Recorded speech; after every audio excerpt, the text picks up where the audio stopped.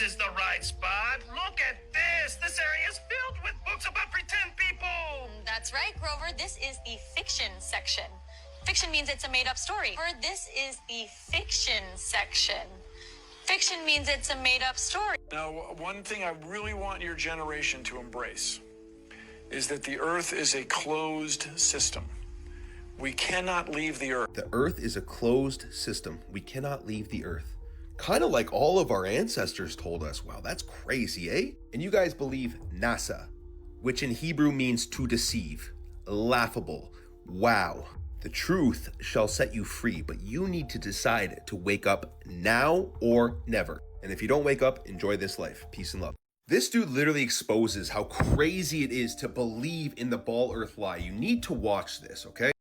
What if the Holy Grail is Jesus' bloodline, not a cup? Watch this. I told you the Holy Grail is not a cup at all. It's a bloodline. And that bloodline started when Jesus got Mary Magdalene pregnant. Listen, forget the Sunday school version that you know about this. In the Gospel of Philip, an ancient text, they call Mary Magdalene. What do you think about Afghanistan? It's the worst country because I can't pay for anything. This is what Jesus really wanted you to know, and this is what the church definitely won't teach you. Listen, the real war was not between good and evil. It was between the true God and the imposter God. Okay, between the infinite source and the architect of this fake matrix that we call life, the demiurge. Jesus, he did not come to start a religion. He came to crash the system. He did not come to be a part of the simulation. Jesus came to expose the gatekeeper God and the one who was running the simulation. That is the matrix. That is our lives. Hold on. What did he say? He said, you are of your father, the devil, and you want to carry out your father's desires. He was a murderer from the beginning, for there is no truth in him. John 8:44. That wasn't Jesus talking to bad people. That was Jesus exposing the system, bro. Right? That's Lucifer in disguise offering you kingdoms in exchange for your soul, bro. Now, all of these I will give to you, he said, if you will bow down to me. Matthew 4:9. You think that temptation ended in the desert? It's not in the external world, right? Home is in you. Do you understand what I'm telling you? When you're aligned with source. So listen to me. If you feel like you're in hell right now, good. Jesus. Okay, so hold up. Now you're telling me not only do we have plasmoids in the sky and drones searching for the plasmoids, but now we have a vortex under the ocean where another civilization has been living for generations? I feel like every day I wake up to something new and something crazy, but at the same time, something that I believe because I believed it in my core being for my entire life. But these creatures apparently were discovered.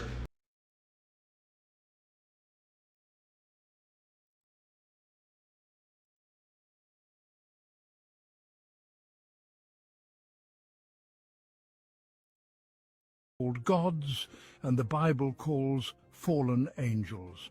Their names change, their symbols evolve, but their mission has never shifted: to deceive, to dominate, to be worshipped. They want you looking to the stars, chasing false light, gods who never made you, while they bury the past right beneath your feet. ISIS was not just a terrorist group, it was a smokescreen, a convenient cover for the destruction of ancient relics, temples, and sites that held knowledge predating the Abrahamic traditions, predating empire. They filmed themselves smashing statues and burning libraries under the guise of religious zealotry. But the real goal? Erase the evidence. Shatter the last remaining links to the truth of humanity's origin, to the gods we once knew, and the ones who ruled over us. Is it any wonder that mankind's earliest civilizations, Mesopotamia, Assyria, Babylon, the Levant, are now perpetual war zones? Places so volatile that legitimate archaeological digs are impossible? Every bombed-out ruin, every toppled ziggurat is another layer of truth buried in dust. The war isn't just for oil or land. It's for memory. It's for history. The fallen know that if we remember who we were, we might remember who they are. Long ago they descended from the heavens, the Anunnaki and Sumer. Jesus didn't come to save us from God's punishment. They didn't come from distant galaxies. They fell from the sky near Roswell, New Mexico. 12 was not just a committee, It was the ritual handoff of a kind. Through this net, it replaces God with knowledge and unity. They came to be worshipped again. Yeah, I've seen that one. Jesus didn't come to save us from God's punishment for being sinful, but according to the scripture and the church fathers, he did come to make us gods. Let's talk about it. Hi, I'm Colton. I don't know about all Pentecostal that. pastor's kid, went to school to get degrees in historical Christian theology. And if you've ever felt like the story told about salvation in the West is really icky, that idea that God was so angry at us that he had to take out that anger by punishing his own son before he would even think about saving us, then I think you might be onto something. And that's actually a relatively new idea in the history of the church's understanding of God's redemptive work in Jesus. The truth is there's a much older idea, and that story is far more beautiful and far more worthy of our consideration. In the Gospel of John, chapter 10, verse 34, Jesus said something that would be pretty scandalous to most Christians today. He's being accused of blasphemy for calling himself the Son of God. And he quotes a passage from Psalms 82 where God is seated in the divine council in the midst of the gods. And he says, You want to see the comments on here too? I said you are gods.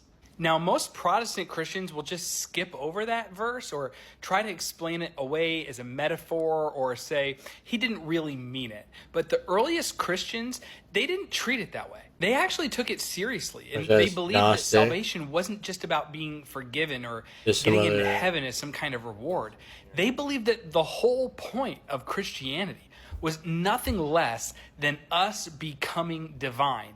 Not in the sense of replacing God or becoming equal to God by nature, but in the sense of being taken up into God's own life. And the New Testament hints at this everywhere. 2 Peter says that believers are destined to become partakers in divine nature. Some people are against it, though, that right all here. of us with unveiled faces are seeing the glory of God as though reflected in a mirror, and that we are being transformed into that same image from one degree of glory I guess you to get both another. sides of it. The Gospel of John, chapter 17, Jesus is praying to the Father, and he says, as you, Yeah, looking Father, through the are in comments, me, it goes both and ways, I it am looks in like. you, may they also be in us, so that the world may believe that you have sent me. And then he says, the glory that you forgiveness is just the doorway, and that the true goal is union with God, theosis, becoming by grace what God is.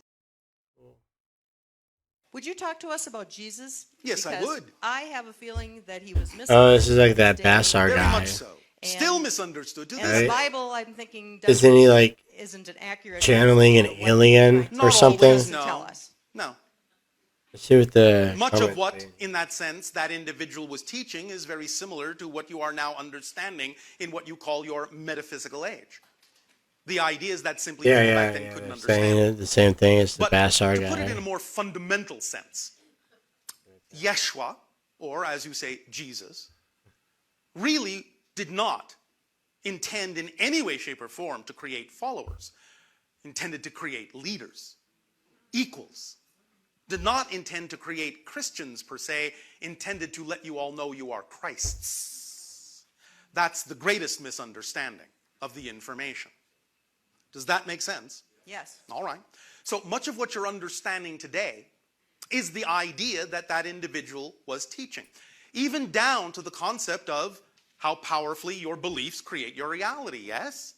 Because did not... Why does he have to talk like that, to some though? degree, the Bible quote him as saying... I'm pretty sure people will still listen to him. that Like has he's made a on difference? TV and stuff. Yes. And did it not also say that when Yeshua even went back to his hometown, because people there only knew him as a carpenter and did not believe in the things that other people said he could do. What? He could do none of those things This guy in his is... hometown. Is his eyes closed the whole time? Very clearly. You understand? Yes. It's all about the idea of your belief system. It's all about the idea of what you know to be true. It's all about your actions, all about your alignment. This is all that individual was This saying. guy That's is what he meant when he said, so I am goofy. the way. He meant be this way. I'm the example. I'm the way. Be like me. It's all good Don't stuff, go though. around telling everyone. I was looking through the how comments here, too. be This like is me. mostly all positive. On Make this sense? one. Yes. Would you talk to Makes us sense about to me. Jesus? Yes. I don't know why his eyes are closed. Do you realize you have to pay for airspace now? You can't even fly in certain airspaces. Tyler Perry, I don't know if they swept this under the rug or not, but 2 years ago, he bought airspace and somebody flew in his airspace and he sued the people that flew in his airspace. How can you own air? So all the natural elements that we are comprised and made of, they're now charging for. So how can I charge you for sunlight? Kill the old sun, connect a sun stimulator to it, which is what they did during that false eclipse that we think was towards the sun anymore. It's a natural phenomenon that's going on where all living biological entities is not doped up, not put in a slumber, not on alcohol and drugs, know that this sun is fake or they done put something on this sun. They running away from it. The sun's fake now. This is The moon's fake and the sun is fake. The mastermind is not a meeting. It is not a book club. It is a spiritual army assembled for conquest. It is not about networking. It is about covenant. The man on mission must choose his circle with the same precision a general chooses his lieutenants, because every mind you invite into your plans is either planting faith or planting fracture. Some men do not look dangerous, but their opinions are poison. They make fear sound like caution. They speak doubt like wisdom. They applaud smallness. They delay vision with politeness. You cannot afford such men in your ear. Not now, not ever. This is why you must build your mastermind as if your life depends on it, because it does. You need men around you who are not impressed with your words, but obsessed with your results. Well, this goes on Men for who a do not minute. flatter, but fuel. Who Probably good speak stuff, though, strategy, right? not sympathy. Who remind you of your definite chief aim when you start speaking like a stranger to your purpose. One man of clarity beside you is worth more than 1,000 followers who merely support you with silence. And if you are married, this command becomes even more sacred. Your wife is not an ornament. She is your highest mastermind, your most powerful spiritual ally, or your most dangerous distraction. If you are not walking toward God together, you are drifting apart, even if you share a roof. Do not mistake proximity for alignment. Revive the vision together. Schedule it. Pray now seems distant. Do not blend or near you. Become the man they would